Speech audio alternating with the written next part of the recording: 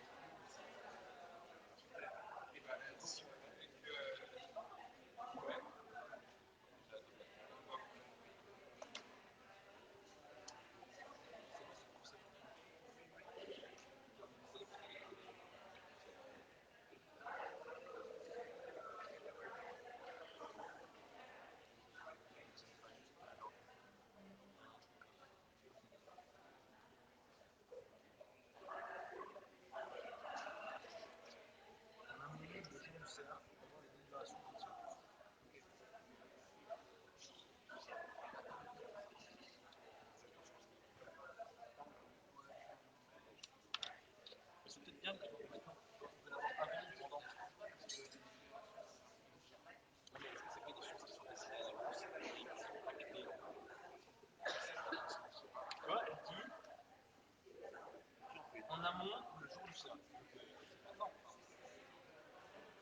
C'est une délibération.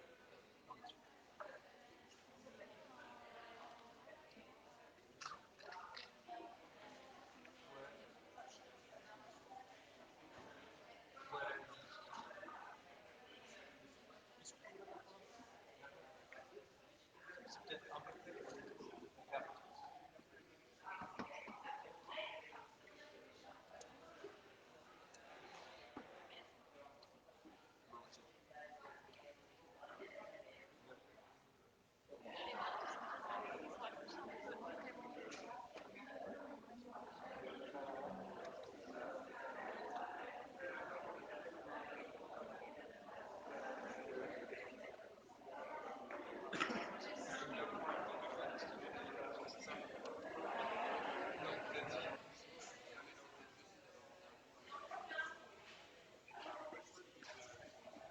Ouais, c'est ça. Ouais, Suzanne Fontaine. Ouais, ok, ouais, je vais essayer.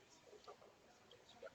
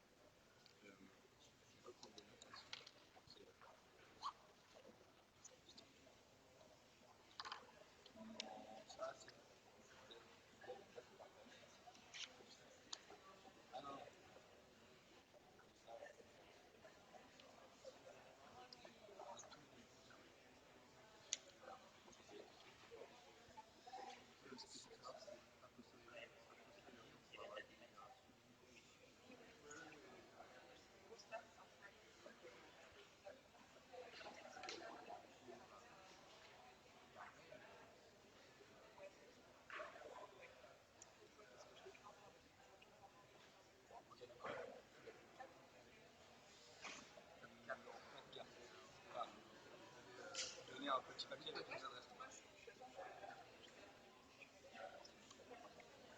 Ok, très bien.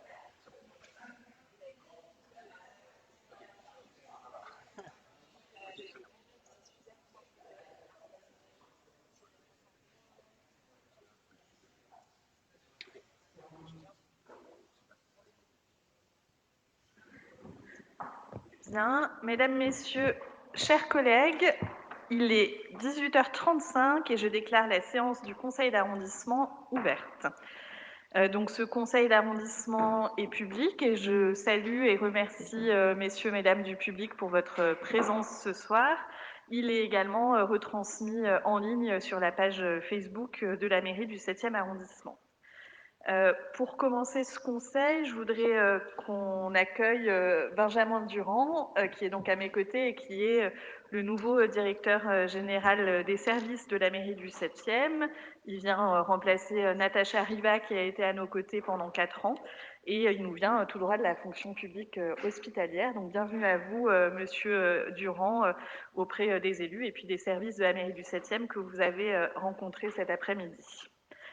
En ce début de conseil également, impossible de passer sous silence le contexte international, puisqu'il y a tout juste un mois, le 7 octobre, dans le sud d'Israël, une attaque terroriste a causé la mort de 1400 personnes et fait plus de 240 otages. Impossible d'ignorer également les attaques quotidiennes sur le territoire de Gaza, ne faisant qu'accroître le nombre de victimes civiles innocentes, femmes, hommes et enfants. On se sent ici bien impuissant. Je crois que les appels à cesser le feu sont néanmoins essentiels, tout comme l'aide humanitaire à déployer sur place en soutien aux populations. Il est aussi de notre devoir de ne pas tomber ici dans des raccourcis, des réflexes agressifs, et je condamne tous les actes antisémites ou islamophobes qu'on a pu observer en France. Le 7e arrondissement a toujours eu à cœur la paix, la tolérance et la solidarité, et ceci qui doit prévaloir aujourd'hui. Nous parlerons d'ailleurs de paix lors de la cérémonie de commémoration de l'armistice de 1918. Donc cette cérémonie aura lieu le 10 novembre à 10h30 au Centre Berthelot, en présence de la chorale du Collège Gabriel Rosset et des CM2 de l'école Aristide Briand. Puis pour revenir plus particulièrement à l'actualité du 7e arrondissement, sachez que dans les semaines à venir, nous aurons de nombreux temps de démocratie locale, notamment les assemblées de quartier qui, comme chaque année, se tiendront grâce à l'animation des équipes d'animation du conseil de quartier. Donc c'est le 9 novembre pour Gerland, le 14 novembre pour la Guillotière et le 21 novembre pour le quartier de Jean Massé. Il y a également le lancement de la concertation autour du tramway express de l'Ouest lyonnais, le TEOL, qui a commencé officiellement hier. Et donc demain soir, il y aura une réunion publique dans le 5e arrondissement et le 20 novembre, une réunion publique spécifique au 7e arrondissement, ici même dans la salle des mariages. Et puis le maire de Lyon qui fait une tournée dans tous les arrondissements, qui fait des bilans de mi-mandat, on appelle ça « Mesurons le chemin parcouru ». Et donc le maire de Lyon sera dans le 7e arrondissement le 22 novembre au gymnase Alice Mia. Voilà les quelques mots que je voulais vous dire en ce début de séance. Désolée pour la gravité des propos, mais je crois que la situation l'impose. Je vous propose désormais de passer à la désignation d'un secrétaire des séances et je vous propose le nom de M. Benjamin Orgogozo. Est-ce qu'il y a des oppositions? Monsieur Orgogozo, je vous en prie, vous pouvez faire l'appel. Bonjour à tous et à toutes. Alors, Madame Fanny Dubo. Présente. Monsieur Luc Voiturier. Présent. Madame Bénédicte Pachechnik. Présente. Monsieur Boris Miachon-Debar. Présent. Madame Eugénie Gibert. Présente. Benjamin Rogozo, présent également. Madame Florence Lécluse. Présente. Monsieur Clément Escaravage. Présent. Madame Aurélie Gris s'est excusée et donne pouvoir à Laurent Posetti. Monsieur Barthélémy Chenot. Présent. Monsieur Maxence Galis. Il va arriver. Madame Sylvie Tomic est excusée et donne pouvoir à Madame Fanny Dubo. Monsieur Mohamed Chi va arriver également. Arrivé. Monsieur Laurent Bosetti. Madame Céline de Laurens. Madame Audrey Enoch. Présente. Monsieur Raphaël Michaud est excusé. Monsieur Vincent Monod, Présent. Monsieur Jean-Yves Sécheresse, n'est pas encore là. Monsieur Yacine Fécrane est excusé, Madame Sophie Pécourt est excusée et donne pouvoir à Luc Voiturier, Monsieur Thomas Dossu est excusé, Madame Caroline Ramirez est excusée et donne pouvoir à Boris Miachon-Debar, Madame Lucie Vacher, Madame Émilie Derieux est excusée et donne pouvoir à Jean-Yves Sécheresse, et Madame Cécile Breuil est excusée, et Madame Sarah Payon n'est pas encore là. Merci, Monsieur Orgogozo. À noter que le pouvoir de Madame Derieux ne pourra pas être pris en compte puisqu'elle l'a donné à quelqu'un qui est absent. Je vous propose donc d'adopter le procès-verbal du dernier conseil d'arrondissement qui a eu lieu le 12 septembre. Est-ce que ce procès-verbal appelle des observations de votre part? Non, je le soumets donc à vos voix. Qui est contre? Qui s'abstient? Il est adopté. Et nous passons donc à la première partie de notre conseil d'arrondissement. Je vous le rappelle, il s'agit des questions qui nous sont posées par le Conseil de la vie associative et locale. Alors ça peut être des questions à la maire d'arrondissement, des questions au maire de Lyon ou un vœu intéressant l'arrondissement. Ce soir, nous avons été saisis de deux questions. La première saisine concerne le soutien financier de la ville de Lyon aux associations culturelles et c'est Madame Duchamp, ici présente, qui va nous poser la question et vous représenter l'association La Voix est libre. Je vous en prie, Madame Duchamp, vous avez la parole.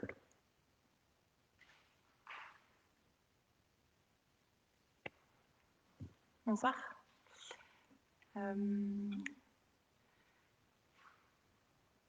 Donc en effet, j'ai participé au dernier CVAL et on a évoqué avec une autre personne, un autre directeur artistique d'une association, on a évoqué une thématique commune autour de de sa compagnie artistique et puis de l'association dont je fais partie. Donc La Voix est libre, c'est une association de chant choral implantée dans le 7e depuis 13 ans maintenant, qui comporte 4 à 5 chœurs. On a environ une petite 80 adhérents-adhérentes et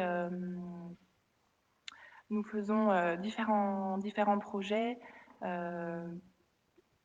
Voilà, donc on rencontre, on travaille beaucoup sur les questions de subvention pour pouvoir mener à bien nos différents projets. On fait environ 10 à 20 concerts dans l'agglomération lyonnaise ou dans toute la région Rhône-Alpes. Et donc, au niveau des subventions, on a surtout des subventions de la part de mécènes privés et parfois peu de subventions de la part de la ville de Lyon directement. On fait beaucoup de demandes de soutien financier. Et donc, on se questionnait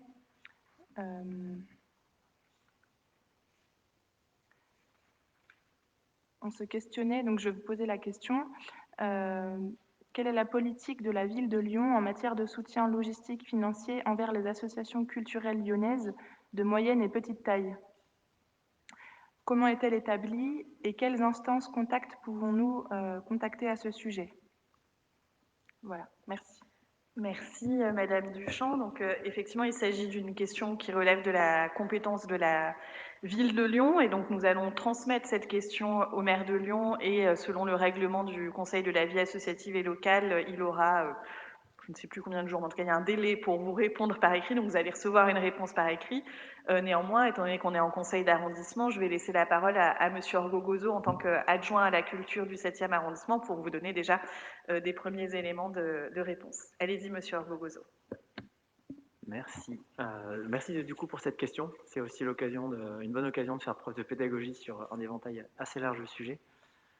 Et du coup, j'en profiterai pour affiner mon propos lors des prochains rendez-vous que j'aurai avec d'autres structures culturelles.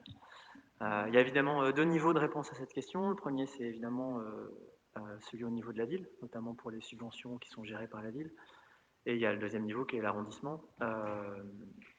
Voilà, donc évidemment, les deux se veulent être en phase, mais les moyens d'action sont relativement différents.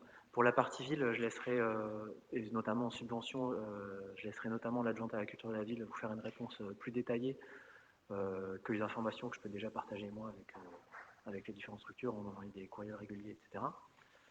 Et je vais donc aborder ici la question de l'arrondissement, sans pour autant me focaliser aussi sur la question de la politique culturelle en général. Je pense que ce n'était pas un sujet spécifique que vous souhaitez aborder, mais sur cette question, j'avais déjà aussi l'occasion de faire une réunion en début d'année, et je peux évidemment vous transmettre, si vous ne l'avez pas déjà eu, le compte-rendu de ce rendez-vous. Je vais donc concentrer sur les moyens dont on dispose.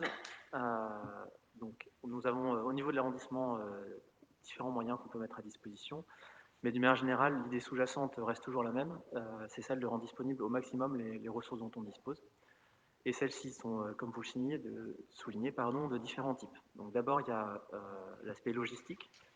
L'arrondissement possède en effet du matériel, ça peut être des rallonges, des grilles d'exposition, des tables, des chaises, etc., qui peut être utilisé par toutes les associations, culturelles ou non d'ailleurs, de l'arrondissement.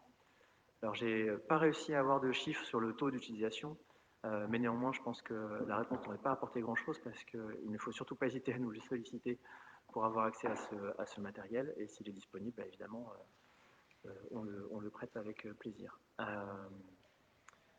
Mais là encore, et évidemment, si le matériel n'était pas disponible, la ville de Lyon possède aussi du matériel qui est accessible notamment via la direction des moyens généraux de la ville. Mais je laisserai là encore l'adjointe à la ville de Lyon faire une réponse plus complète sur le sujet. On a aussi des moyens fonciers, en quelque sorte. Donc, je fais notamment référence aux salles associatives de l'arrondissement. Au total, ce sont 15 salles qui sont mises à disposition des associations notamment. Et sur ce sujet, là encore, notre volonté est clairement de faire en sorte qu'elles soient le plus utilisées possible. Donc, je n'ai pas de chiffres à communiquer malheureusement sur l'évolution et le taux d'occupation des salles. Mais néanmoins, je voudrais insister sur deux choses. Depuis le début du mandat, nous avons décidé de rendre gratuites ces salles pour les associations, justement, pour favoriser leur utilisation. Et on a aussi réalisé certains investissements, notamment au niveau de la régie du théâtre de la Maison Ravier. Donc là encore, pour que cette salle puisse être utilisée plus facilement par des associations et compagnies de théâtre, par exemple. En plus de ces salles, on met également aussi à disposition le couloir de la mairie, notamment pour accueillir des expositions ou des associations sur des thématiques que la mairie souhaite porter. Mais voilà. Dans le cadre des expositions, la salle Edmond Locard, qui fait partie des 15 salles que j'ai mentionnées, est clairement la plus adaptée pour accueillir des expositions. Enfin, on a évidemment des moyens financiers, donc via deux leviers principaux. L'enveloppe de subvention que la ville délègue en quelque sorte à l'arrondissement pour sélectionner les projets dans le cadre de Tout le monde dehors. Cette enveloppe est de l'ordre de 20 000 € par arrondissement. Elle est ventilée en général sur une dizaine de projets, donc à peu près 2 000 € en moyenne par projet. Mais ce n'est pas un chiffre voilà, net. Une autre enveloppe est celle directement sur le budget de l'arrondissement via sa DAL, qui est sa dotation d'animation locale. Donc là, le montant est environ de 150 000 € par an, donc ce qui fait à peu près 2 € par habitant et par habitant.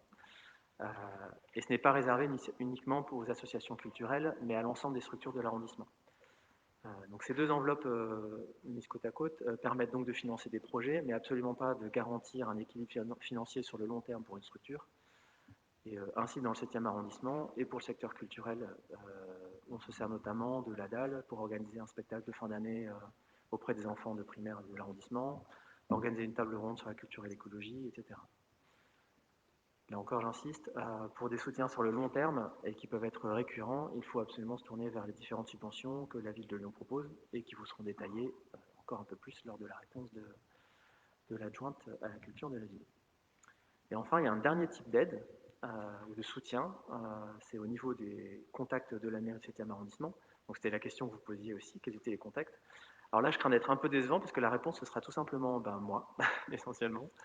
Donc là, le but est double. D'une part, que je sois au maximum au courant des différentes initiatives qui ont lieu afin de pouvoir au mieux conseiller, mais aussi pour pouvoir rediriger les demandes sur les personnes les plus à même de répondre et d'éviter qu'elles soient sursollicitées. On dispose donc de moyens humains qui sont également importants, à la fois car la connaissance des différentes structures de l'arrondissement permet parfois de conseiller ou de mettre en lien des structures qui pourraient avoir intérêt à travailler ensemble, mais aussi pour simplement communiquer sur des événements culturels qui ont lieu dans l'arrondissement. Et vu la richesse associative culturelle de notre arrondissement, ce dernier point est d'ailleurs pertinent, parce qu'effectivement, on souhaite centraliser un petit peu ces demandes pour pouvoir que la communication ne soit pas trop foisonnante et donc pertinente. Voilà, c'est donc un bref panorama des différents moyens d'action dont on dispose au niveau de la mairie du 7e arrondissement. J'espère que du coup la réponse est un petit peu plus claire et évidemment, voilà, on transmettra la question à la mairie centrale pour avoir une vision complémentaire des choses. Merci Monsieur Orgogozo. Madame Duchamp, vous souhaitez réagir? Je vous remercie. On s'était rencontrés du coup avec M. Orgogozo et d'autres personnes de l'association, donc j'avais déjà quelques éléments, mais ça permet de bien compléter, d'avoir d'autres informations. Et c'est vrai que cette question, elle a émergé parce que au sein de notre association, on essaye de faire beaucoup de projets accessibles, que ce soit pour les choristes de la région lyonnaise et pour le public également. Donc on fait des concerts par exemple de rue. Donc j'ai rencontré également une élue, une personne chargée de développement de la vie culturelle qui m'expliquait du coup les deux portes d'entrée également de la ville de Lyon sur soit les zones quartiers prioritaires de la ville ou sur l'entrée publique des empêchés. Et on essaye aussi de faire des projets avec des jeunes porteurs d'autisme, par exemple, qui sont suivis par le Vinatier. Donc on essaye de faire des projets aussi en lien avec la cité et la question de l'accessibilité. Mais c'est vrai que parfois, il y a des... Comme, par exemple, pour financer le projet avec les jeunes porteurs d'autisme, il y a 3 infirmières aussi qui nous accompagnent sur ce projet-là. Et comme c'est l'hôpital, on a pu avoir un financement une fois, par exemple, de la ferme du Vinatier, mais c'est ponctuel. Il y a également l'association Arrêt Enfance, par exemple, qui nous soutient, qui est à Neuville-sur-Saône. Mais comme c'est l'hôpital, la ville de Lyon, il me semble, ne peut pas directement nous soutenir parce que c'est l'hôpital et donc c'est un financement propre.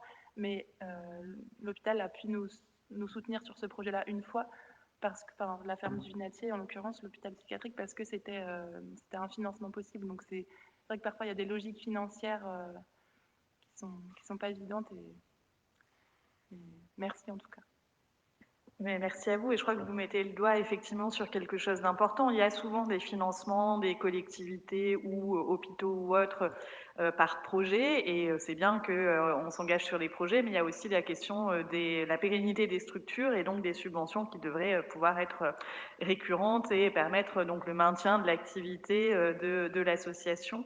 Et je pense, j'espère que la réponse que vous sera adressée par l'adjointe à la culture ou le maire de Lyon vous permettra d'y voir clair sur comment pouvoir obtenir ce type de subvention et ne pas être uniquement financé à coup d'appel à projets ou d'événements, ce que nous, on peut faire effectivement pour le coup de temps en temps en mairie du 7e. Mais donc merci d'avoir porté à notre oreille ce sujet des subventions pour les acteurs culturels de l'arrondissement. Je crois qu'on n'avait pas eu forcément déjà de questions culture de la part du Conseil de la vie associative et locale, donc c'est bien, ça change. Je vous remercie Madame Duchamp, et je vous propose de passer donc au deuxième sujet. Donc pour le coup, on a déjà parlé à plusieurs reprises dans le cadre des questions du Conseil de la vie associative et locale. Il s'agit du sujet de la propreté. Et donc la saisine nous est portée aujourd'hui par Madame Grobel, qui représente le CIDL Gerland-Guillotière. Et je vous cède la parole à Madame Grobel. Alors, Madame le maire, Mesdames et Messieurs les élus, Mesdames et Messieurs, bonsoir. Merci d'abord de nous permettre de nous exprimer sur un sujet qui nous tient à cœur, la propreté. Si vous le permettez, je prendrai une petite minute juste pour introduire le sujet avant d'en venir à la question. Rappelons tout d'abord que 4 quartiers historiques de Lyon, il n'est point besoin de les rappeler, sont inscrits au patrimoine mondial de l'UNESCO. Le communiqué de presse de janvier 2023 de Only Lyon Tourisme informait qu'il y avait eu près de 5 millions de nuitées dans les hébergements métropolitains en 2022. La propreté s'est dégradée dans le 7e arrondissement depuis quelques années. Bien évidemment, on peut trouver de nombreuses explications. Les incivilités, certains ne se soucient pas de jeter leurs mégots par terre, les déchets, voire des encombrants abandonnés sur les trottoirs, estimant qu'il y aura toujours les services de la ville pour traiter le problème. Je voudrais d'ailleurs signaler à cet effet que lorsque l'on appelle la métropole la métropole ou le site Tout de Go, qui d'ailleurs n'est pas très connu des habitants, les interventions se font rapidement, de l'ordre de 24 à 48 heures maximum, mais est-ce aux habitants de se substituer au service de la propreté? Ce sujet a tendance à prendre de l'ampleur. Des solutions existent. Certaines ont déjà été mises en place. Un nombre accru de corbeilles à papier supplémentaires et leur vidage régulier, l'installation de bacs à compost qui rencontre un vrai succès, le nettoiement des marchés, les déchetteries mobiles, peut-être en nombre trop limité, et les donneries. La mairie a à cœur de développer l'implantation d'espaces verts, et c'est bien, mais on peut constater que si les rues principales font l'objet d'un nettoyage régulier, par contre, les rues annexes et ces espaces verts sont souvent utilisés comme poubelles. Et d'ailleurs, à qui doit-on s'adresser pour les faire nettoyer? J'ai un jour voulu demander à la personne qui était en charge de nettoyer le trottoir. Elle m'a dit que ce n'était pas de son ressort. Je lui ai demandé à qui on devait le signaler. Elle m'a dit qu'elle ne le savait pas. Donc voilà, je vous transmets. Je reviens donc à la question qui vous a été donnée. La propreté est un élément de la qualité de vie. Il apparaît que dans le 7e arrondissement, celle-ci se dégrade sans que des opérations importantes soient mises en place pour remédier à cet état de fait. Des moyens importants, financiers, humains et matériels existent déjà. Il semble nécessaire qu'ils soient mieux utilisés. La demande doit être suivie d'actions concrètes qui pourraient se vérifier sur le terrain. Une partie des élus présents dans le 7e arrondissement siègent à la métropole. Bien que ce sujet ne fasse pas partie des points d'intervention de la mairie, le CIL, comité d'intérêt local, ainsi que les habitants demandent qu'ils soient les porte-parole auprès de la métropole de Lyon. En priorité, les sujets suivants. Un état des lieux précis sur les points habituels de cumul des déchets, mégots, encombrants, etc. C'est bien souvent toujours les mêmes. Un calendrier précis sur les lieux les plus encombrés. Quand le processus sera enclenché, il n'est pas interdit que les habitants ou associations se joignent à cette démarche. Rappelons qu'ils ne sont pas les décideurs, ils n'ont pas les budgets nécessaires ni les moyens. La mise en place temporaire de conteneurs ou bennes pour certains lieux qui demandent une intervention lourde. Rappelons que tout le monde n'a pas la possibilité de porter ses encombrants à la déchetterie. En attendant, il est nécessaire de cibler les endroits qui posent problème régulièrement et envisager, si nécessaire, une verbalisation. Une sensibilisation auprès des habitants, enfants et adultes, pour stopper le laisser-aller généralisé. Enfin, le CIL du 7e arrondissement et le conseil de quartier de Jean Masset, qui, chacun à leur manière, ont mené ou mènent les actions dans ce sens, demandent à participer à ces travaux en lien avec les responsables de la propreté, mairie, services de la ville, métropole. Merci. Merci Madame Grobel pour votre question. Je propose de céder la parole à Monsieur Chenot en tant qu'adjoint à la mairie du 7e à la propreté pour vous répondre. Alors, merci pour votre interpellation, qui est la troisième sur le sujet de la propreté et de la question de la gestion des déchets dans le cadre des interpellations du CVAL en conseil d'arrondissement. Alors, j'ai essayé de vous écouter au mieux, mais je ne retrouvais pas mes petits dans les notes qu'on m'a transmises des questions qui ont été communiquées. Donc, vous avez improvisé, c'est très bien, il n'y a pas de souci. Effectivement. Si je peux me permettre, j'ai précisé que je prenais une petite minute pour introduire le sujet, mais la question, c'est celle qui vous a été envoyée. Je ne l'ai pas modifiée. Très bien. Madame Grobel, on va laisser Monsieur Chenot s'exprimer, et puis si vous souhaitez la parole, vous me la demandez, je vous la donnerai. Allez-y, Monsieur Chenot. Alors du coup, mes collègues élus à la métropole, je pense qu'ils ont entendu l'interpellation et ils se chargeront de transmettre à qui de droit les commentaires. Voilà, moi je veux simplement rappeler les efforts qui sont fournis et vous avez déjà fait une liste assez longue du coup.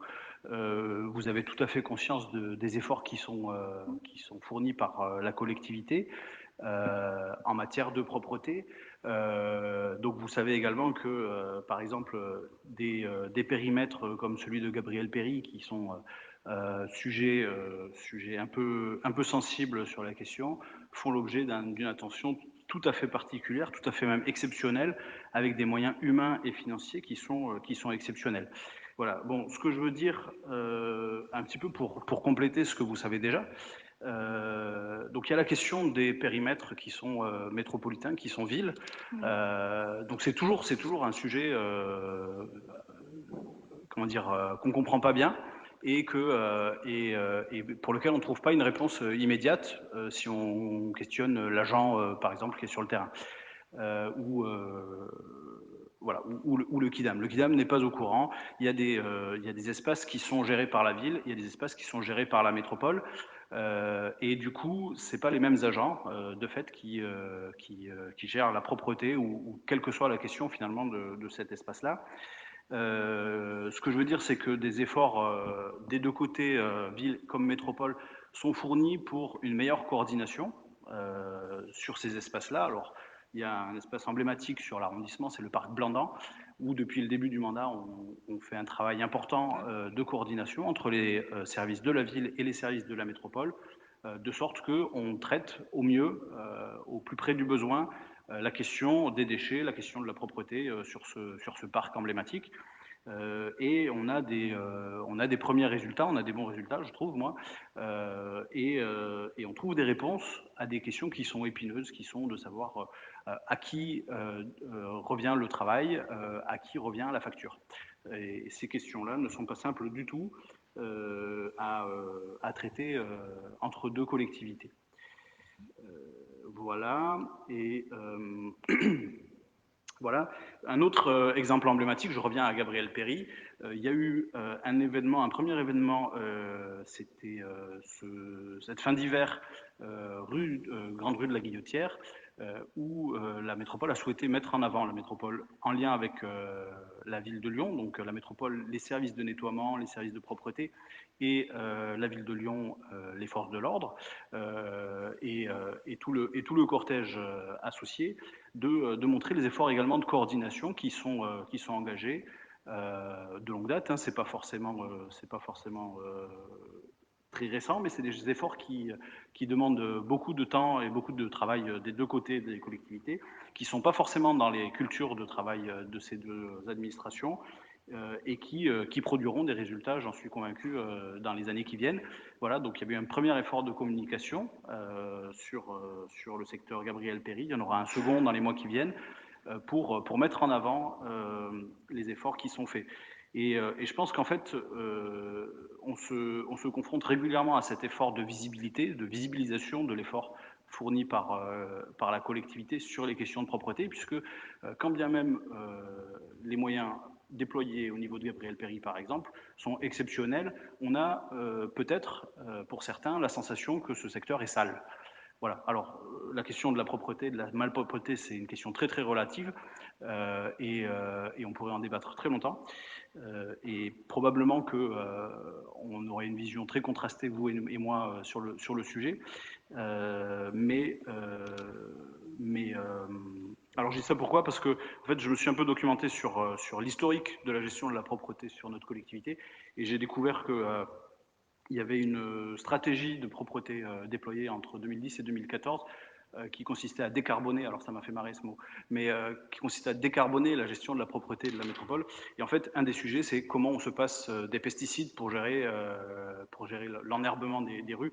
Voilà, je pense qu'on est très très avancé par rapport à ce sujet-là aujourd'hui, sur la place de la nature en ville, et pour autant, ça déroute beaucoup de monde de constater des espaces qui sont enherbés, qui ne sont pas désherbés, qui ne sont pas fauchés, qui ne sont pas fleuris comme dans les décennies passées.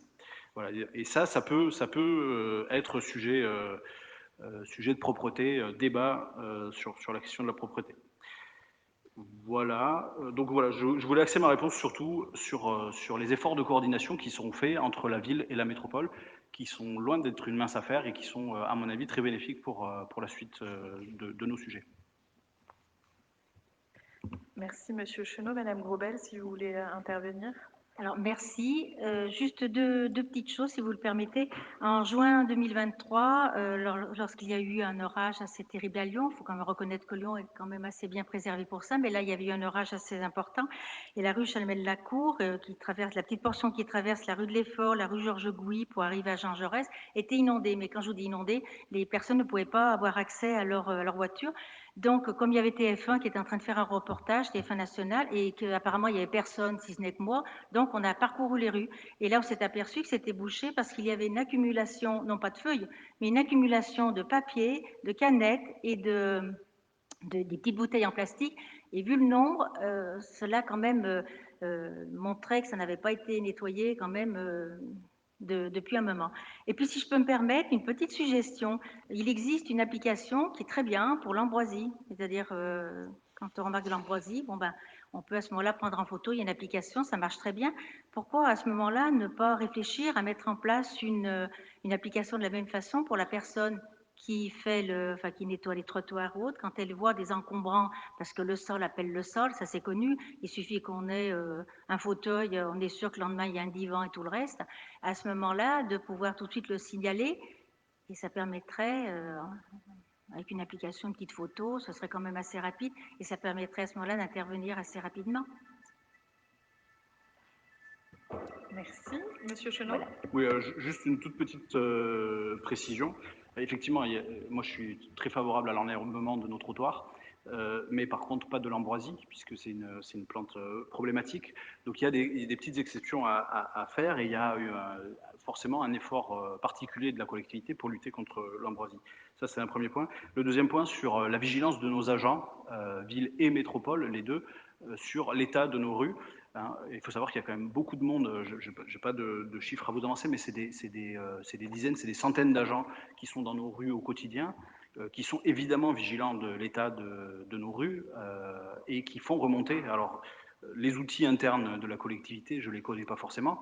Hein, ils ont probablement une application, ou en tout cas un moyen de communication efficace et très rapide, puisqu'en fait, ça prend très peu de temps entre le moment où c'est constaté par un agent et le moment où c'est pris en charge par la même collectivité.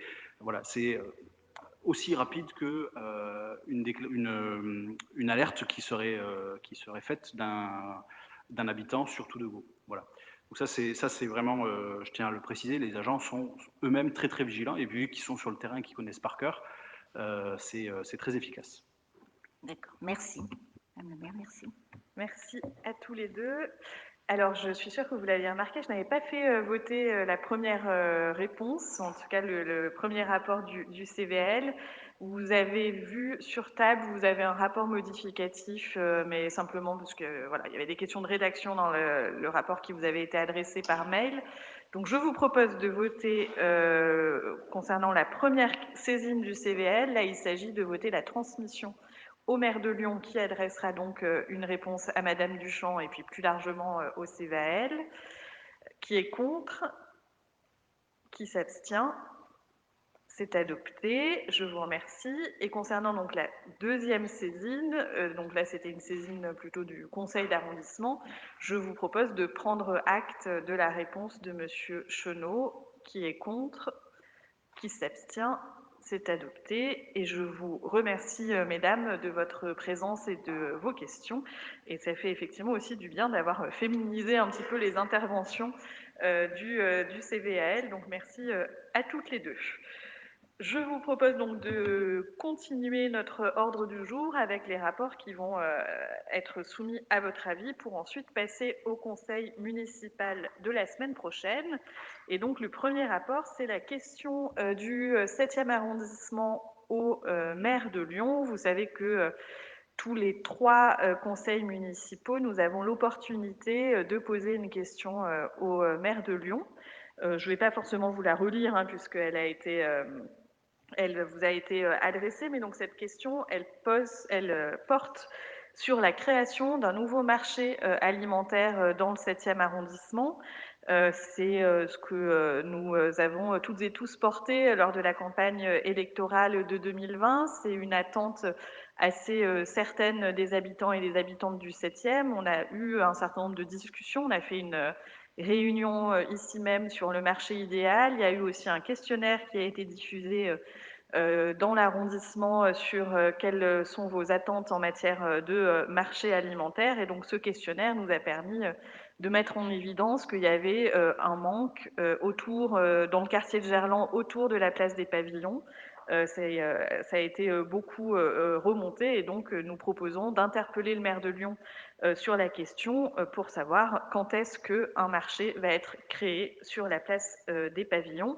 Ça nous paraît d'autant plus essentiel de viser la place des Pavillons, puisqu'on souhaite que la place des Pavillons soit un nouveau cœur de quartier. Il y a eu un aménagement en tout début de mandat qui qui fait de la place des pavillons une vraie place, avec la suppression du stationnement et un aménagement plus qualitatif. Il y a beaucoup de commerces, il y a eu l'arrivée d'Action, il y a la question du pavillon sud qui a fait l'objet d'un projet lauréat du budget participatif pour sa réhabilitation et pour également la transformation de ce pavillon en commerce. Et donc, effectivement, la localisation place des pavillons pour un nouveau marché alimentaire nous paraît tout à fait pertinente, en tout cas nous, élus du 7e arrondissement, et je vous propose que nous puissions interpeller le maire de Lyon sur cette question en espérant qu'il nous apporte une réponse pour la création très prochaine d'un marché sur cette place.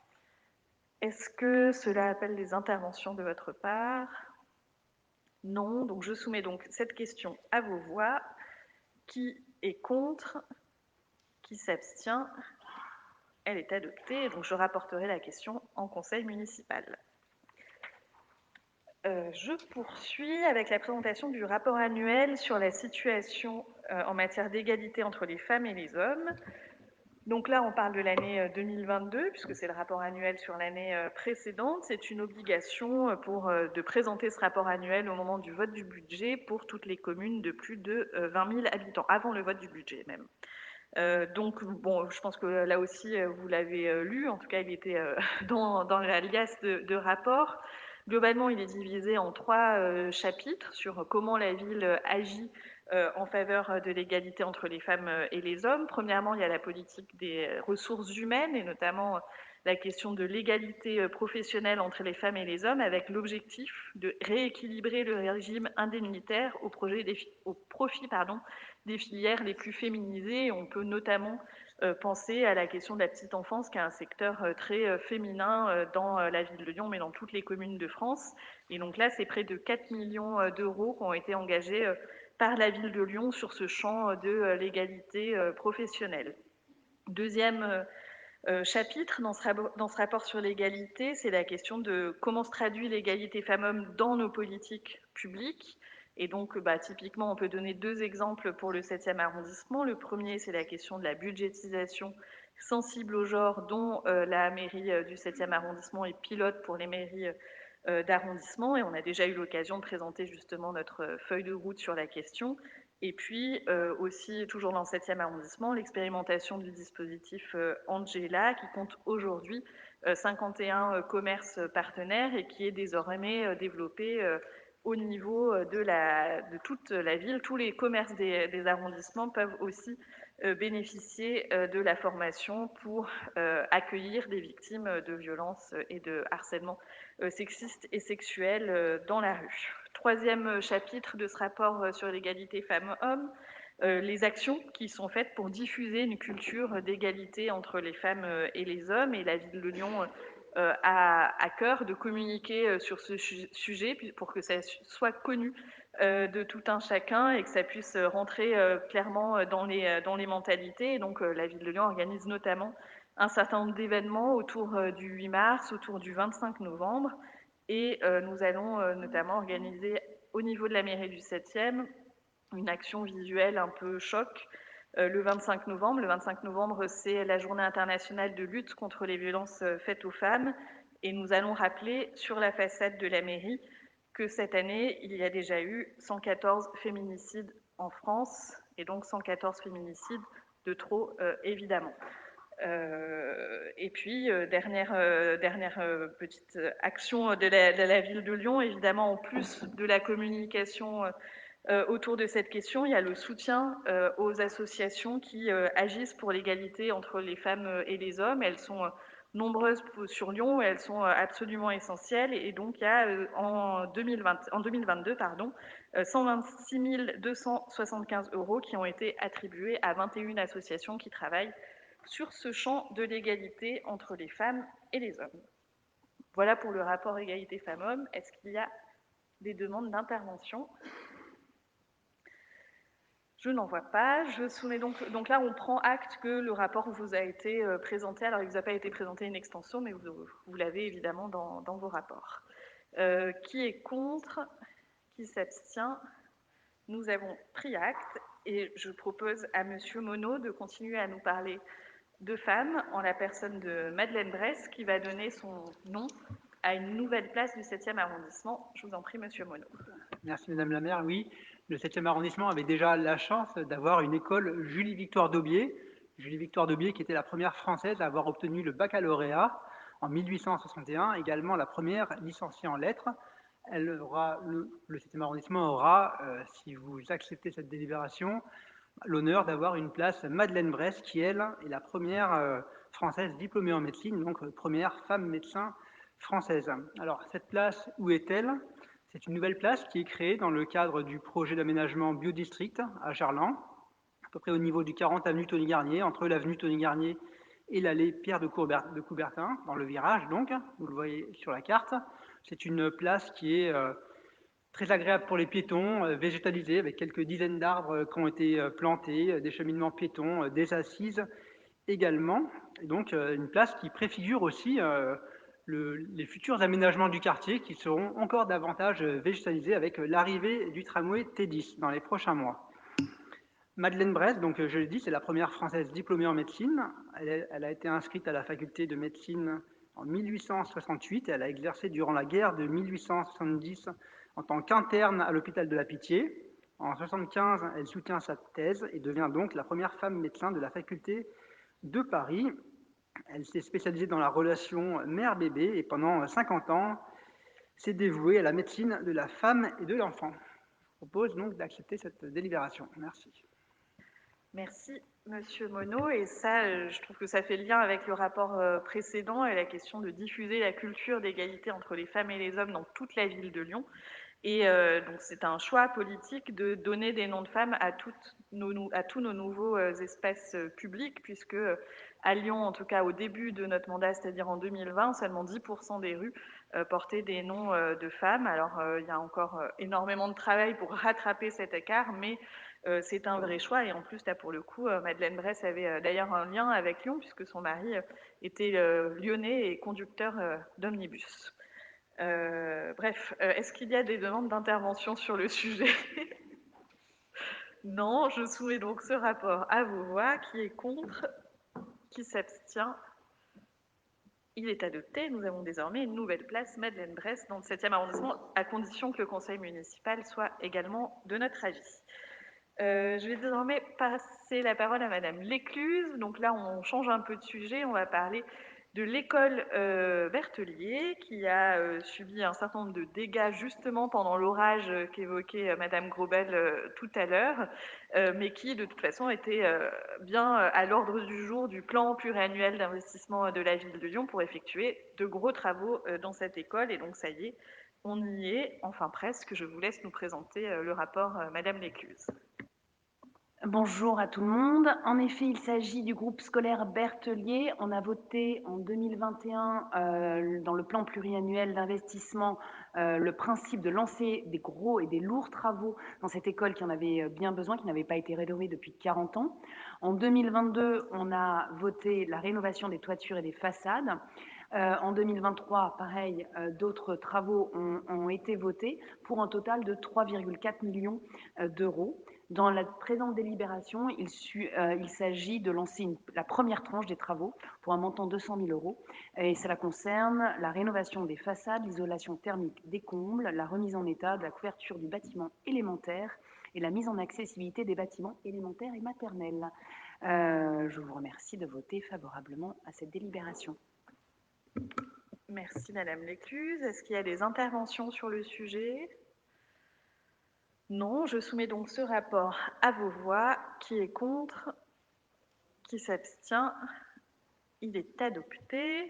Et donc à la ville de Lyon, on répare les vieilles écoles, parce que c'est une école qui date de la Troisième République, il me semble, l'école Berthelier, mais on construit aussi des nouvelles structures, cette fois pour l'éducation populaire. Et donc je cède la parole à Madame Vacher pour nous présenter les deux rapports suivants.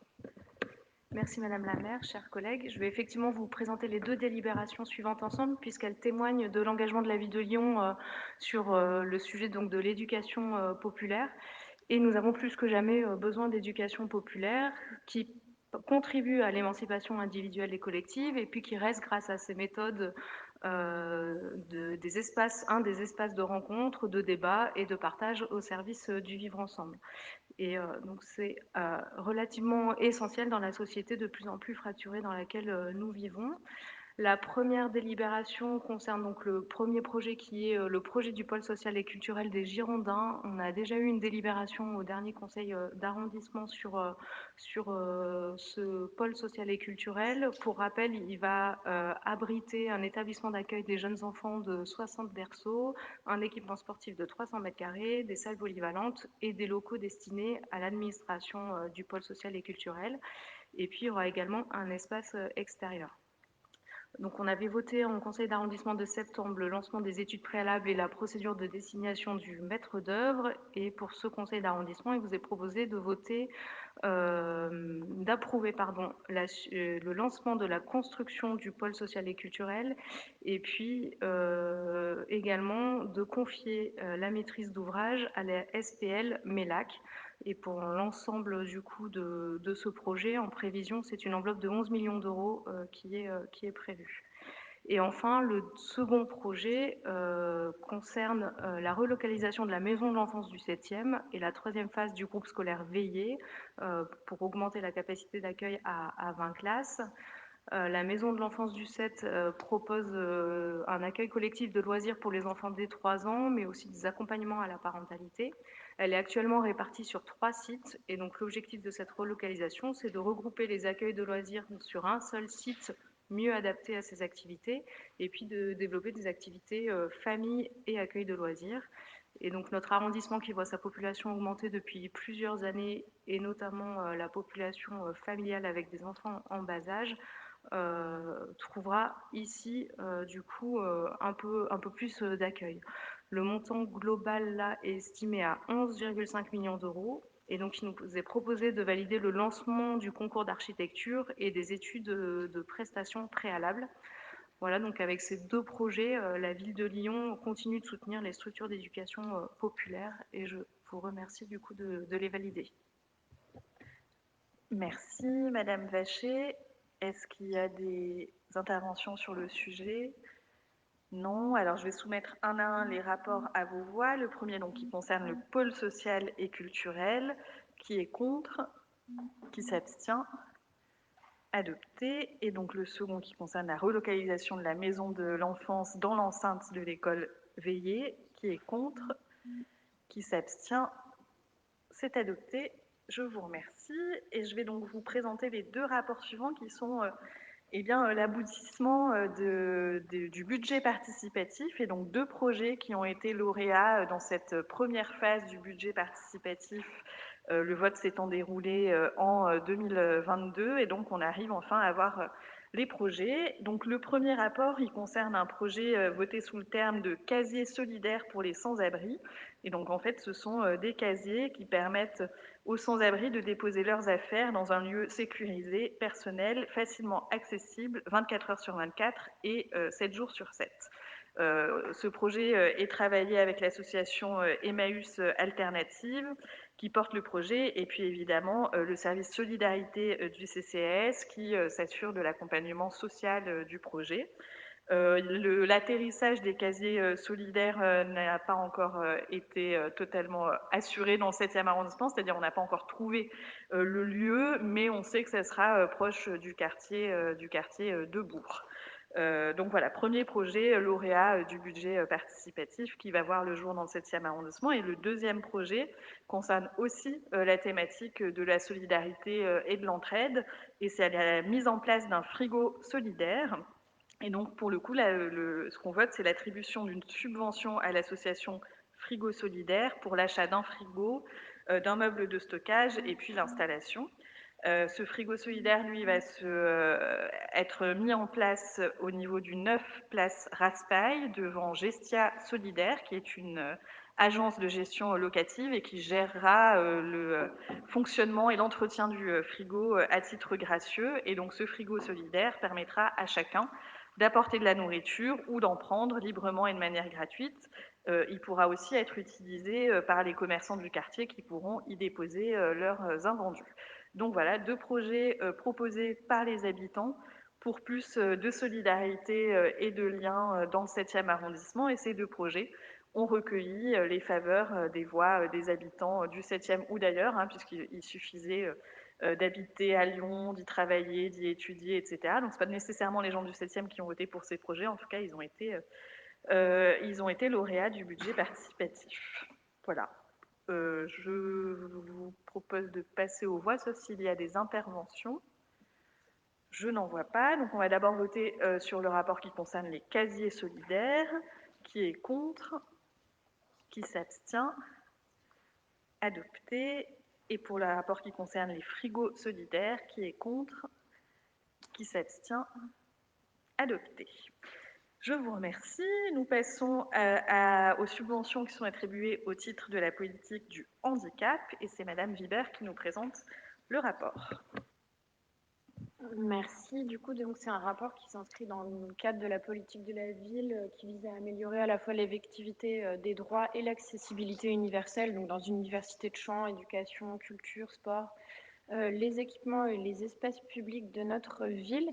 Donc ce rapport fait suite à un premier du coup qui date de mai 2023, donc un premier budget de 111 600 € avait été alloué à 31 associations qui œuvrent pour l'amélioration des conditions de vie des personnes en situation de handicap. Et donc là, une deuxième tranche de subvention à hauteur de 15 000 € est proposée dans ce rapport, dont une partie est proposée directement par les mairies d'arrondissement.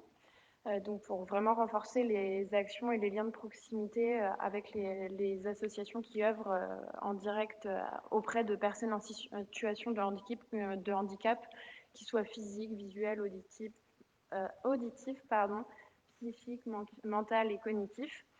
Peut-être à souligner dans ce rapport, du coup, il y a un soutien de la ville de Lyon qui est apporté de manière exceptionnelle à l'association Métropole Aidante, du coup, qui est un réseau de 150 acteurs qui intervient auprès des aidants et aidantes de personnes en situation de handicap.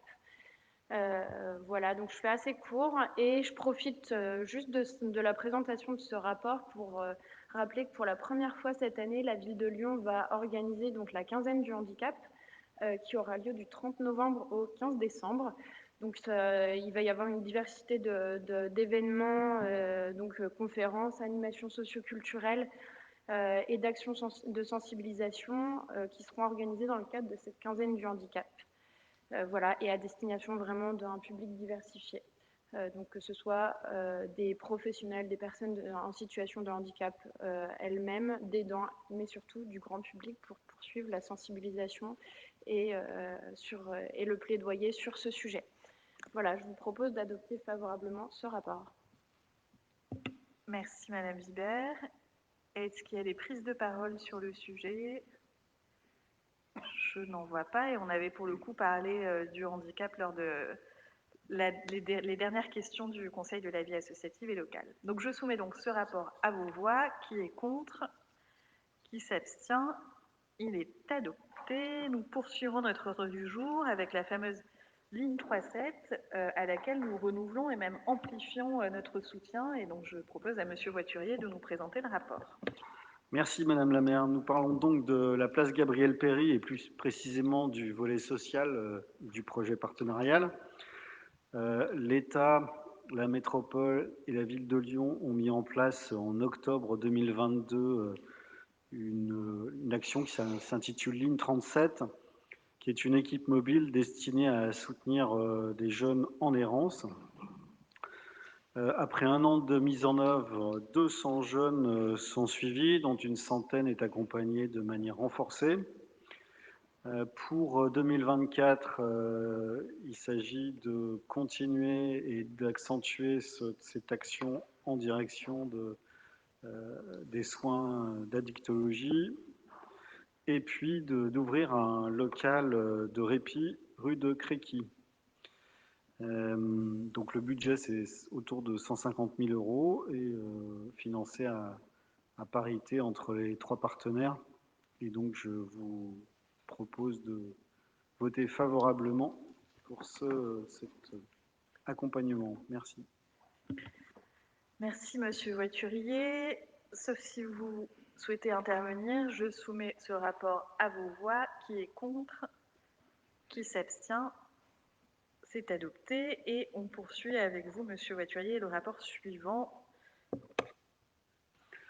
Et qui porte sur la politique de l'habitat et plus précisément les groupes de travail politiques et techniques qui sont institués au sein de notre ville et de notre arrondissement.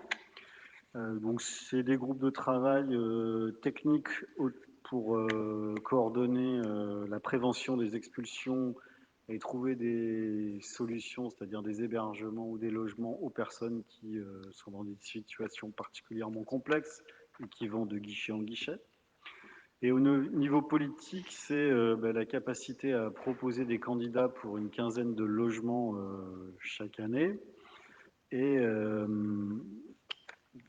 participer à la définition du peuplement de résidences nouvelles.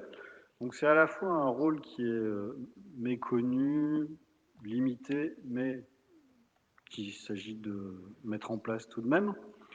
Alors ça s'inscrit dans un mouvement historique qui est que les communes et l'État, qui avaient énormément de compétences dans le domaine,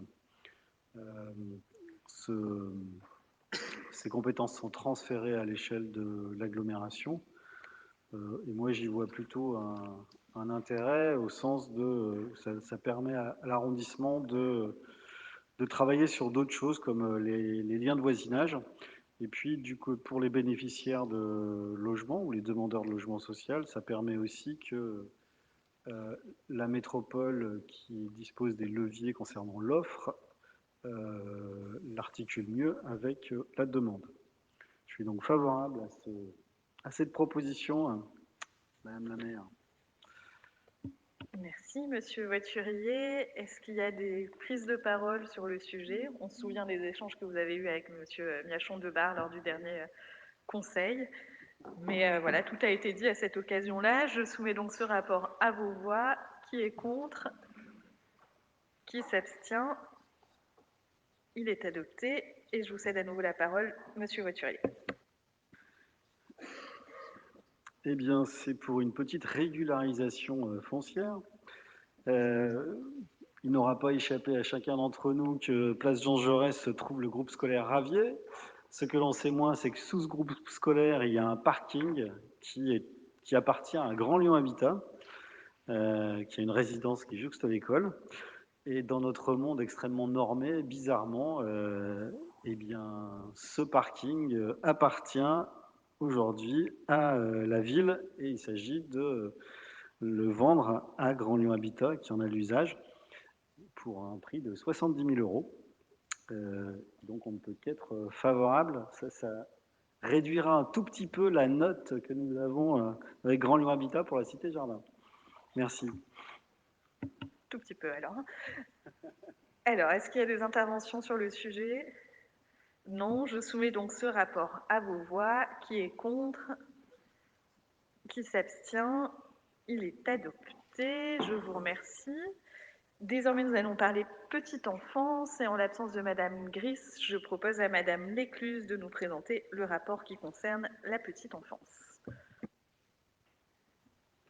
Bonsoir. En fait, toute la délibération est dans son titre, puisque c'est adoption et renouvellement de conventions cadres mixtes et de conventions d'occupation temporaire des locaux.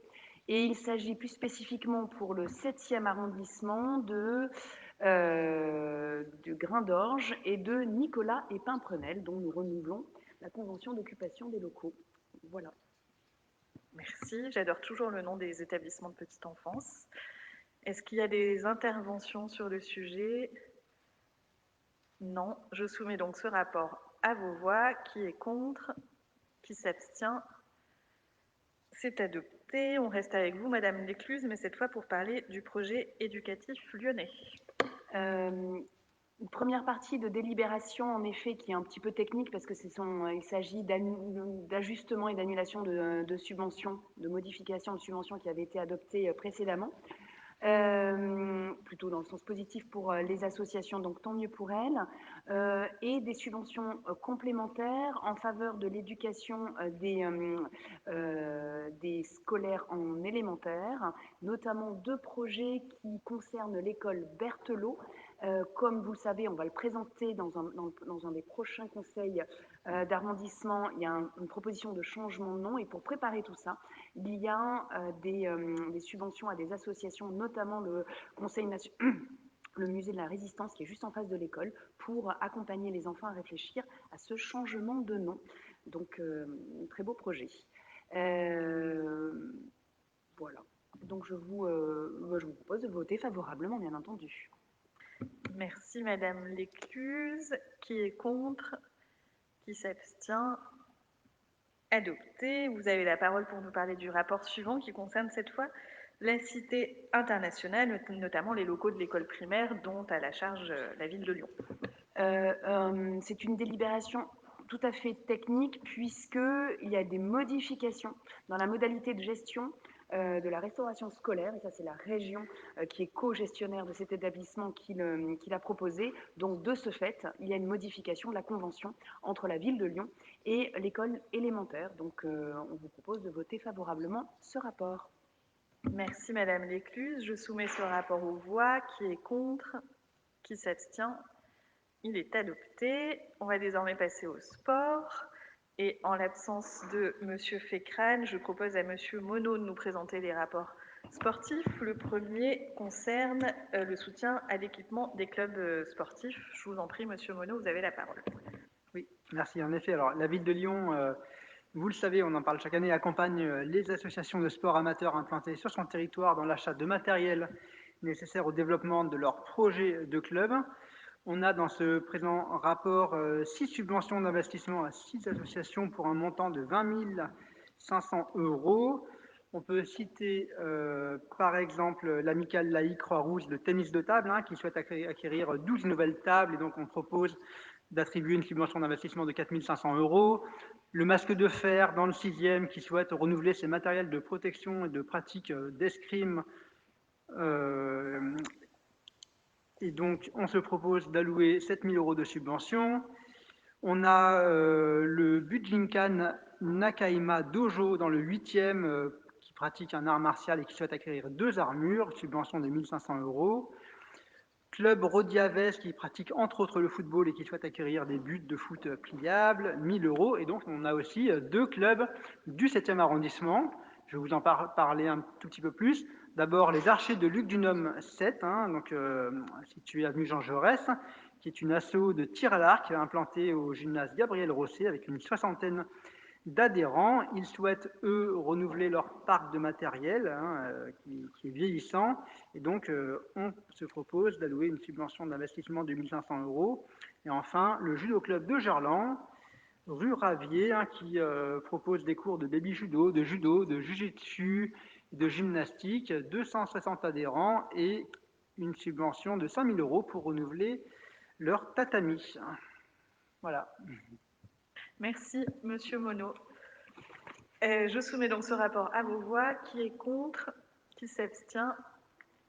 Il est adopté. On poursuit avec vous, Monsieur Monod, et la Saint-Élion. Alors, la Saint-Élion, alors c'est une course qui est organisée, comme son nom ne l'indique pas vraiment, par l'asso Le Cyclotouriste. Et donc cette année, cette association organise la 69e édition de la Saint-Élion. Ça se passera le 2 et 3 décembre. C'est un raid nocturne qui relie Saint-Étienne à Lyon, qui allie à la fois le trail, donc course nature, et course sur route également. Lors de la dernière édition en 2022, 17 000 concurrents quand même. Et pour cette 69e édition, on a 8 formules proposées pour être accessibles au plus grand nombre. On a évidemment la classique Saint-Élion, 78 km, mais aussi des distances plus accessibles, 13, 24, 44 km, et même, pour les plus courageux, 156 km pour faire l'aller-retour Lyon-Saint-Élion.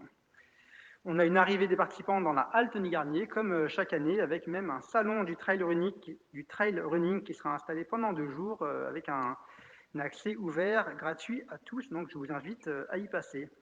Donc, on peut noter aussi que depuis plusieurs années, l'asso poursuit son engagement pour limiter les nuisances inhérentes à l'événement et inciter le public à adopter des attitudes responsables envers l'environnement. avec notamment la suppression depuis quelques années de tous les sacs, les gobelets, les bouteilles en plastique à usage unique à tous les ravitaillements. Et on peut vraiment saluer cet effort. On a pu voir lors de courses récentes un gaspillage assez important, notamment de bouteilles d'eau. Et donc on ne peut que inciter d'autres événements de course à pied à suivre la voie de la Saint-Élion, même si c'est sans doute plus facile en trail qu'en course à pied pure de mettre en place ces pratiques. Donc en conclusion, en raison de l'intérêt que présente la manifestation sur le plan sportif et pour le rayonnement de la ville de Lyon, on vous propose d'allouer une subvention de 28 000 €, la même qu'en 2022.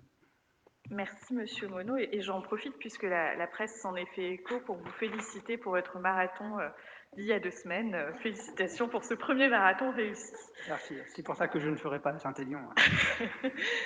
Donc je soumets donc ce rapport à vos voix. Qui est contre? Qui s'abstient?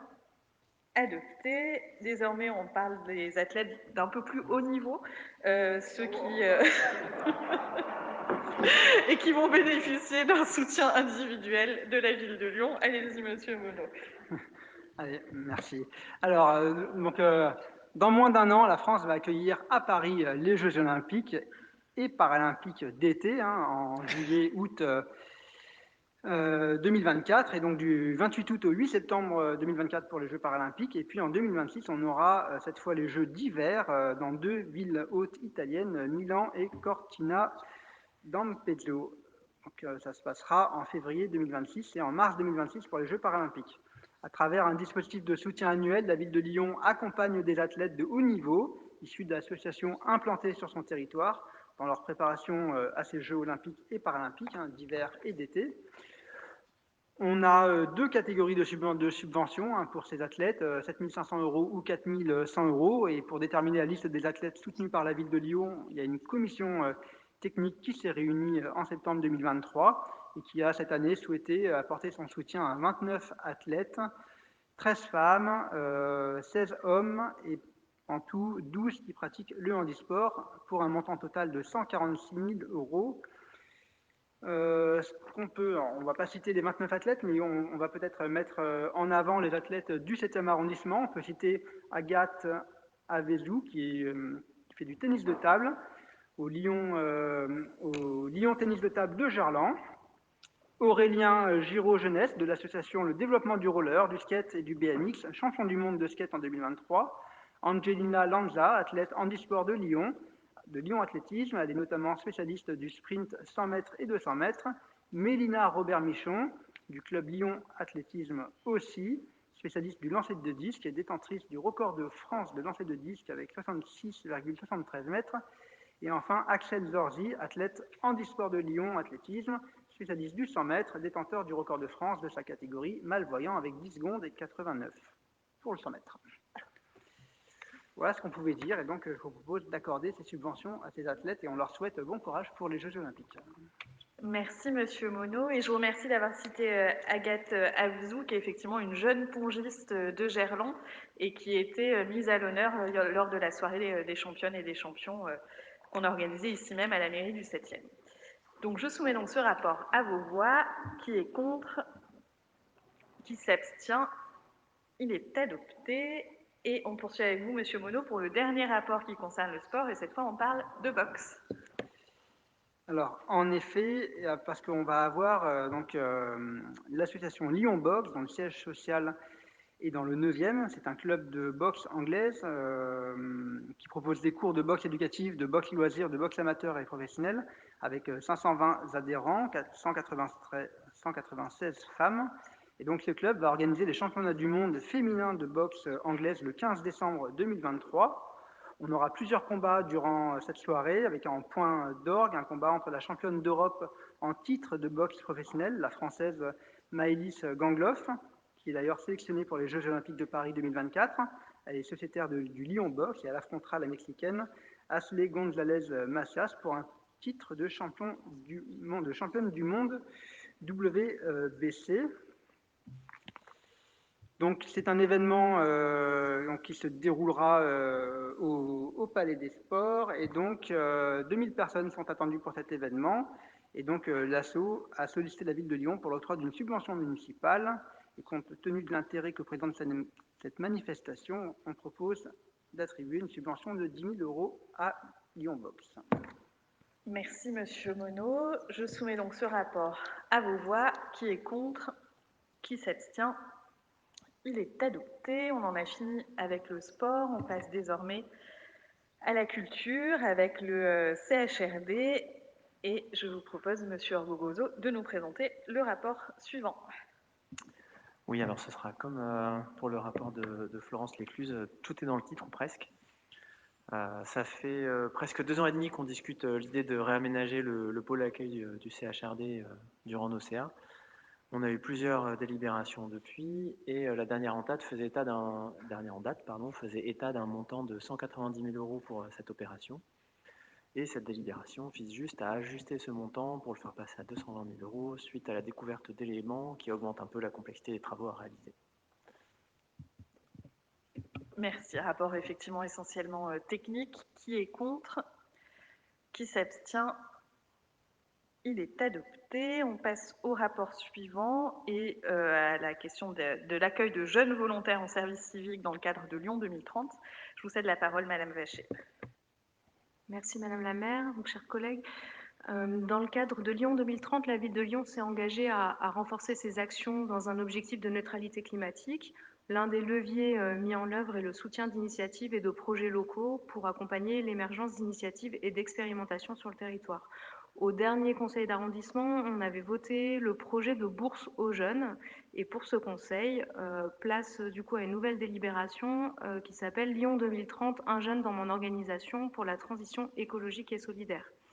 Un appel à initiative a été lancé cet été pour financer du coup en partie des stages et des services civiques de jeunes de moins de 30 ans sur des actions en faveur de la transition écologique. L'objectif est à la fois de faire découvrir à des jeunes des métiers de la transition écologique ou de nouvelles voies d'engagement que de permettre à des structures du coup d'agir en faveur de la transition écologique. Là, il vous est proposé de valider l'expérimentation du projet Un jeune dans mon organisation pour la transition écologique et solidaire qui va bénéficier à 25 structures et 66 jeunes pour un montant global de 49 000 €.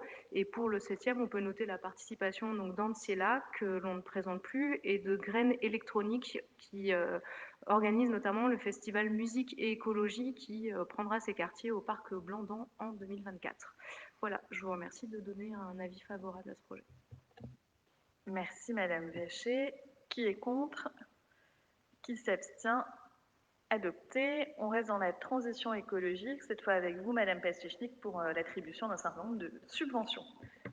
Merci, bonsoir à tous et toutes. Donc effectivement, toujours dans le cadre de Lyon 2030, cette délibération vous propose d'attribuer des subventions à 3 associations qui sont la Fresque du Climat, Avenir Climatique et l'association Les Citoyennes pour le renouvellement de la démocratie. Tout ça pour un montant de 11 140 €. Je voulais juste parler un tout petit peu plus de la subvention qui concerne la Fresque du Climat, puisqu'il s'agit d'un événement qui va se dérouler dans le 7e, au Palais des Sports de Gerland et qui se déroulera le samedi 11 novembre. Et j'appelle tous et toutes à aller participer à cette fresque géante. L'idée, c'est de faire un record de participation avec 13 fresques qui sont proposées. On connaît tous, je pense maintenant, la fresque du climat, mais on a aussi des fresques autour de l'alimentation, autour des déchets, autour de plein d'autres sujets.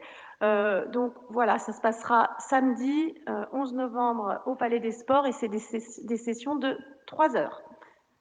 Voilà pour cette...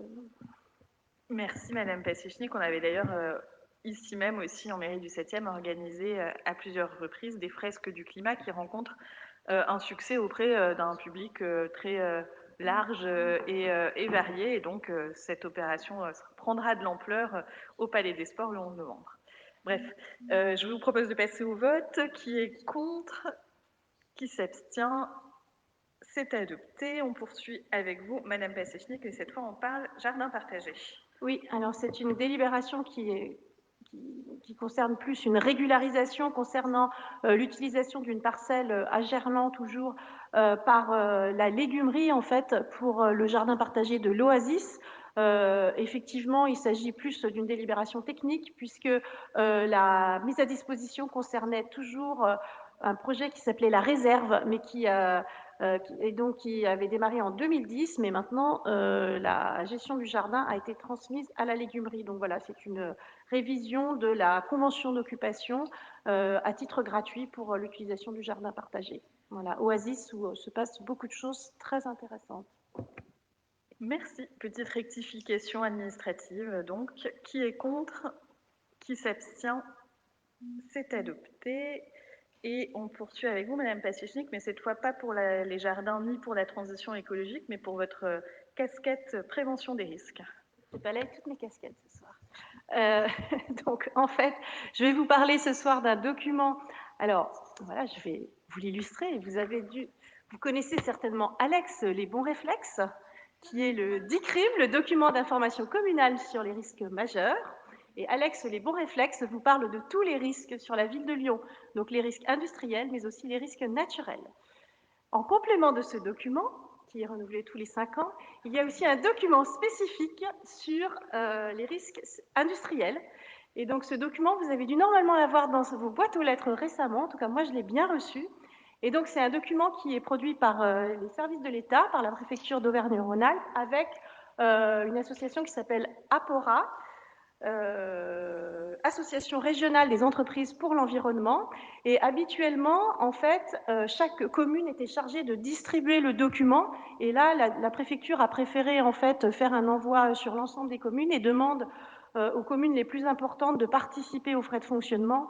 Donc voilà, donc la délibération consiste en fait à autoriser la ville de Lyon à prendre en charge une partie des frais de distribution de ce document. Voilà, pour un montant de 12 279 € hors taxe, ce qui correspond à une augmentation de 15% par rapport à la dernière fois où elle avait été prise en charge. Voilà.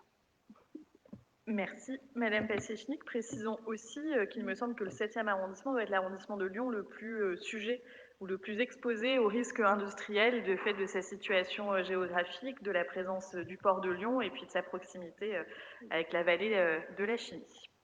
Je soumets donc ce rapport très bien présenté par Mme Pacichnik à vos voix. Qui est contre? Qui s'abstient?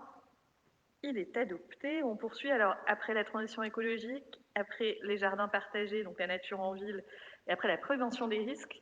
Vous allez nous parler de la politique funéraire de la ville de Lyon.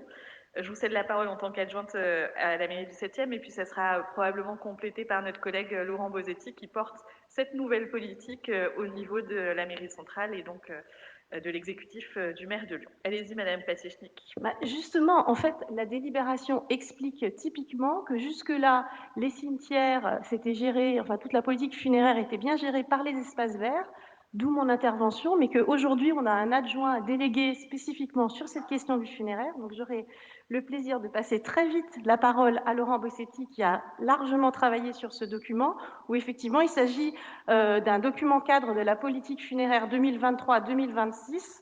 Laurent va nous détailler ça, mais avec un certain nombre d'axes, en particulier sur un service public funéraire qui soit digne, accessible à tous et toutes, des questions bien sûr de prospective sur les questions foncières, qui est quand même déterminant dans une ville pour avoir les espaces nécessaires, et puis toute la promotion de la transition écologique, y compris sur ces espaces funéraires. Voilà, je cède la parole à Laurent.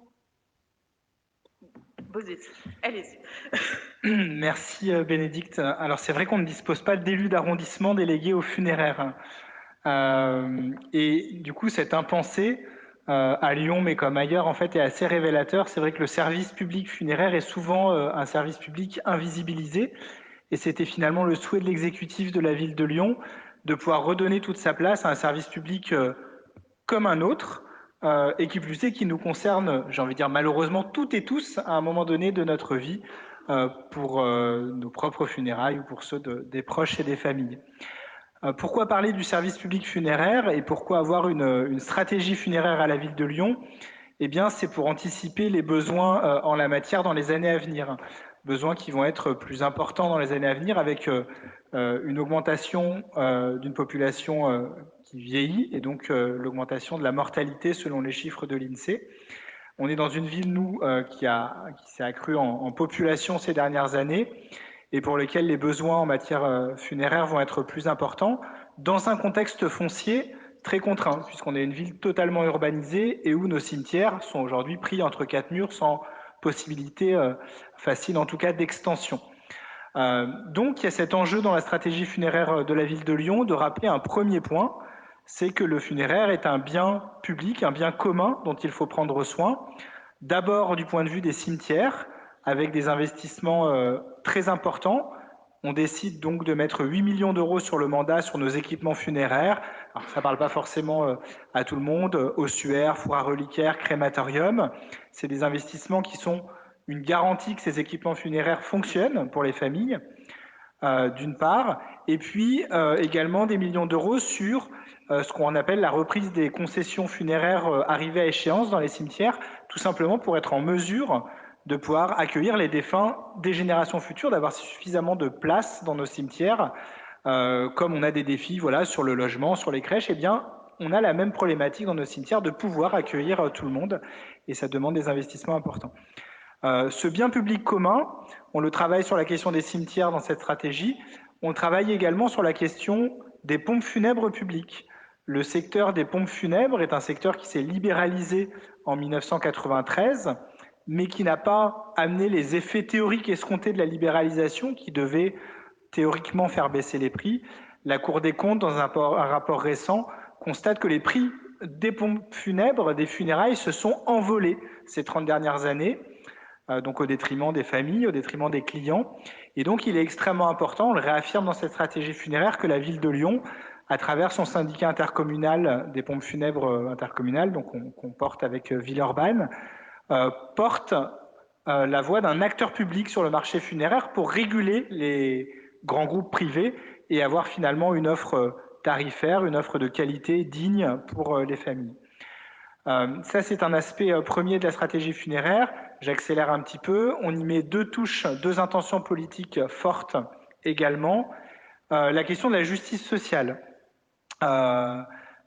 Paradoxalement, là où on trouve dans la plupart des collectivités des politiques sociales municipales, à travers des quotients familiaux sur les politiques publiques, à travers des tarifs réduits, des gratuités, le funéraire, en France, fait exception.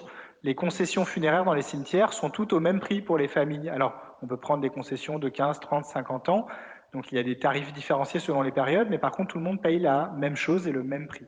Donc, la ville de Lyon là, va porter l'idée en 2024, qui serait une première en France, d'avoir une tarification sociale pour les familles, sur le même modèle que les différentes politiques publiques municipales qu'on a, c'est-à-dire une tarification qui soit sous condition de ressources, pour que, là aussi, face à la mort, il y ait l'idée d'avoir une posture chacun selon ses moyens et moins d'inégalité face à la mort.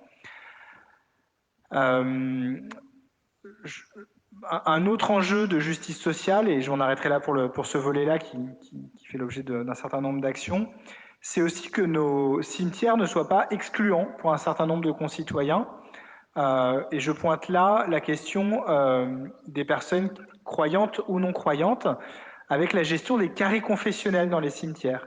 Faire en sorte qu'on ait une meilleure anticipation des carrés confessionnels pour que des citoyens qui souhaitent se faire inhumer en fonction de leur rite funéraire, je pense notamment à nos concitoyens musulmans ou juifs, puissent le faire selon le respect de leur rite funéraire dans nos cimetières, avec une meilleure anticipation, nous, de l'accueil de ces concitoyens.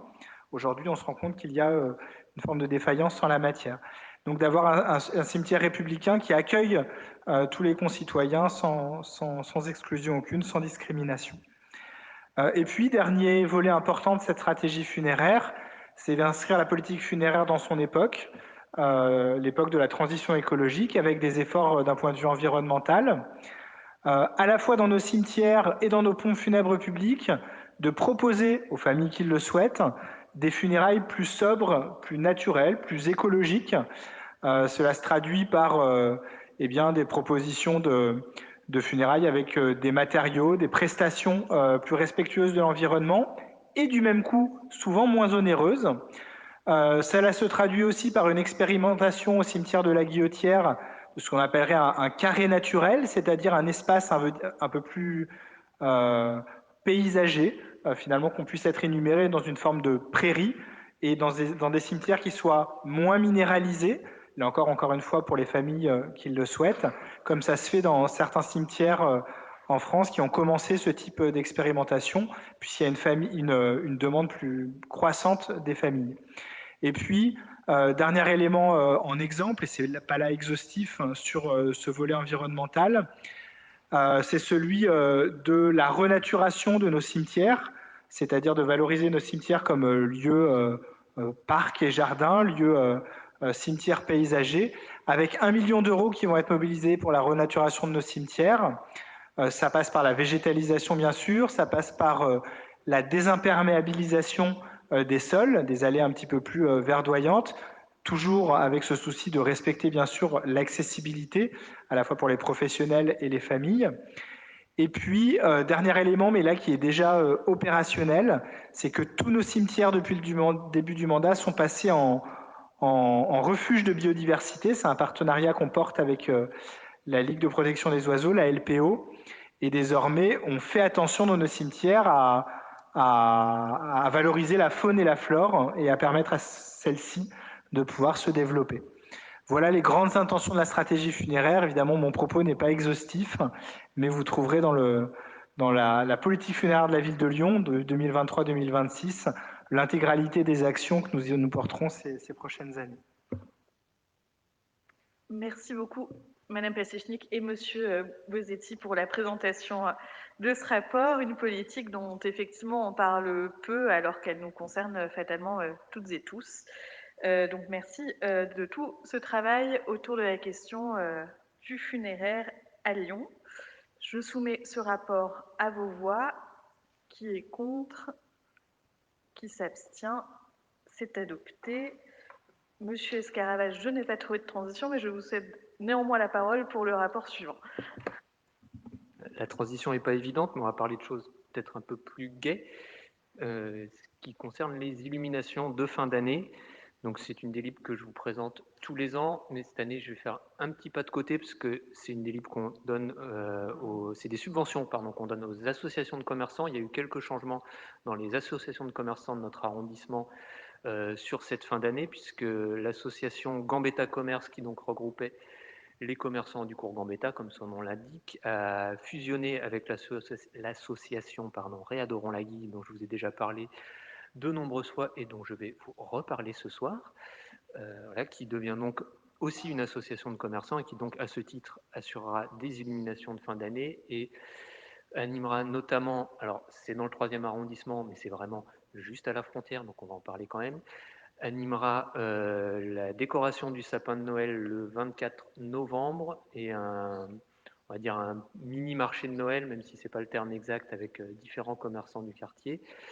Et à cette occasion, présentera le livre des cuisines du monde que l'association a réalisé en lien avec les conseils de quartier, qui fait suite au Festival des cuisines du monde, dont je vous ai déjà largement parlé dans ces conseils d'arrondissement. Et donc, comme on sera vers le 24 novembre, vous tous et toutes, vous serez en train de chercher des cadeaux de Noël, eh bien, il y aura ce livre avec une affiche, un tote bag et une carte postale, je crois, pour la monique somme de 12 € pour l'association Réadorons la Guille. Donc voilà, vous pouvez aller en commander une petite dizaine chacun, ce sera très bien. Et voilà, et donc pour cette subvention, donc comme chaque année, 50% des dépenses et des illuminations est pris en charge par la ville de Lyon. On aura donc une subvention de 7 741 € pour Réadorons la Guille et 6 456 pour Gerland Commerce qui illuminera donc le sud de notre arrondissement. Et ces subventions seront prélevées sur le programme animation et sur la ligne de crédit 51 971 si je ne me trompe pas. Voilà. Et je vous demande donc de voter favorablement. Merci, Monsieur Escaravage. Est-ce qu'il y a des interventions sur le sujet? Non, je soumets donc ce rapport à vos voix. Qui est contre? Qui s'abstient? C'est adopté. On passe désormais au dernier rapport de ce conseil d'arrondissement. Ce dernier rapport concerne l'état spécial du 7e arrondissement. En langage un peu plus compréhensible, il s'agit de notre budget. Donc vous vous souvenez, lors du dernier conseil d'arrondissement, on a voté l'enveloppe globale des dotations de gestion locale et d'animation locale des arrondissements. Et aujourd'hui, il s'agit de détailler un petit peu plus les lignes de notre état spécial, donc de notre budget pour l'année 2024. Alors, dans les arrondissements, c'est assez technique, hein. Il n'y a pas forcément d'énormes choix politiques derrière des budgets, puisqu'on est très contraint, on doit financer les crèches, nos salles associatives, nos équipements sportifs, etc. Je vais néanmoins vous présenter le découpage de ces sommes. Donc déjà, on a une dotation de fonctionnement qui s'élève à 774 919 €. Et donc, elle est découpée en deux parts. La première part, c'est la dotation de gestion qui nous permet d'assurer un certain nombre de dépenses, notamment les dépenses d'administration générale. Et par exemple, en 2024, on va avoir des élections, les élections européennes, et donc la mairie d'arrondissement va avoir la charge de l'organisation du scrutin dans le 7e arrondissement. Un certain nombre de dépenses de fonctionnement qui sont liées aux crèches, donc 224 200 €. À noter que depuis la rentrée, les crèches sont nourries, enfin l'alimentation des crèches est 100% bio, donc pour les enfants qui fréquentent les crèches de la ville de Lyon. Et puis un certain nombre de dépenses qui sont liées, de fonctionnement, qui sont liées à nos équipements transférés, donc 91 000 € pour nos équipements sportifs et 128 000 € pour nos salles associatives, et là aussi avec des dépenses en matière de flux qui sont toujours en constante augmentation. Deuxième partie de notre dotation de fonctionnement, c'est la dotation d'animation locale qui, elle, a augmenté depuis les débuts du mandat. On est à hauteur de 134 410 € pour l'année 2024. Et donc là, il s'agit des dépenses pour les conseils de quartier, par exemple, mais aussi de tout ce que fait la mairie du 7e en matière d'animation du territoire. On peut penser aux vœux, au forum des associations, au festival des cuisines du monde, aux éliminations de la mairie en fin d'année, l'événement pour la fête des Lumières que nous organisons chaque année, etc. etc. Ça, c'était pour la partie fonctionnement. On a ensuite une dotation d'investissement qui s'élève à 164 660 €. Et donc là, on investit dans nos équipements, que ce soit la mairie du 7e, les crèches dont on a la gestion, donc par exemple la crèche de Bourg, où on va faire une réfection des salles d'activité, la remise en peinture de la salle et du dortoir de la crèche Girard, etc. On investit aussi dans nos équipements associatifs et sportifs, par exemple la mise en place de l'aide à la maison de la Guillotière ou au gymnase Clémenceau, et puis les travaux qui sont faits dans la mairie du 7e arrondissement, exemple l'ajout d'un détecteur linéaire en salle de l'horloge. Ne me demandez pas à quoi ça sert, mais c'est sûrement extrêmement important en matière de sécurité pour la mairie du 7e arrondissement. Voilà quelques exemples de ce qu'on fait avec notre budget d'investissement qui reste évidemment limité. Vous l'avez compris, là où on a la main et là où c'est plus politique, c'est sur la dotation d'animation locale. Et je pense qu'on vous présentera lors du prochain conseil d'arrondissement à la fois un peu plus précisément ce qu'on va faire de cette dotation d'animation locale, mais aussi la fiche qui correspond à la budgétisation sensible au genre qu'on doit présenter chaque année pour dire comment les dépenses sont affectées en fonction des genres. Est-ce que ça bénéficie plus aux femmes ou aux hommes, et comment on corrige le tir pour justement qu'on tende vers une égalité entre les femmes et les hommes sur les dépenses publiques. Voilà pour la présentation de l'état spécial d'arrondissement. Est-ce qu'il y a des questions ou des interventions? Je n'en vois pas. Je soumets donc ce rapport à vos voix. Qui est contre? Qui s'abstient? Il est adopté. Nous arrivons à la fin de notre ordre du jour. Je lève la séance. Je vous remercie pour votre participation et vous donne rendez-vous le mardi 5 décembre à 18h30 pour le prochain conseil d'arrondissement. Bonne soirée à toutes et à tous.